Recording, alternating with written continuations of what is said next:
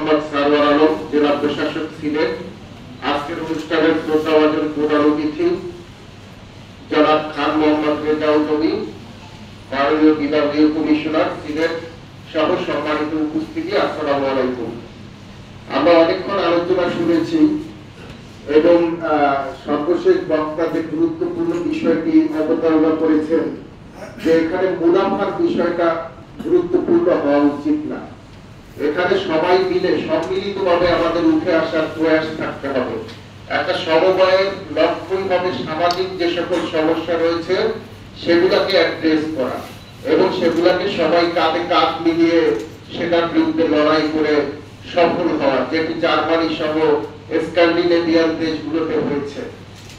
তো 100 বছরের পুরনো আমাদের এই ইতিহাস যেটি বললেন, এখানে অনেক প্রতারণার বিষয় আছে, যেমন 3 মাসের মধ্যে দ্বিগুণ মুনাফা দেয়া।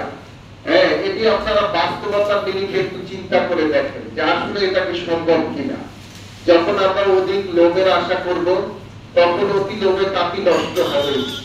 এই বিষয়টি আমাদের বিবেচনায় রাখতে হবে। লোভে পড়া যাবে না, লোভে পড়ে নিজের সর্বনাশ করা যাবে না। আর এছাড়া আমরা দেখেছি যে আমাদের এখানে যে সমবায়গুলা গড়ে উঠেছে, বাংলাদেশে এই মুহূর্তে সমবায়ের সংখ্যা প্রায় 1,75,000।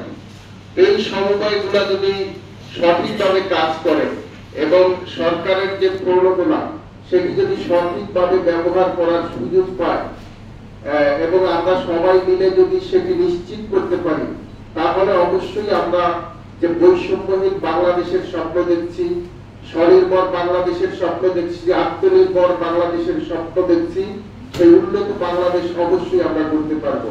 সেই প্রত্যাশা রেখে কর্তৃপক্ষকে ধন্যবাদ জানিয়ে আমি আমার কথা শেষ করছি। আসসালামু আলাইকুম।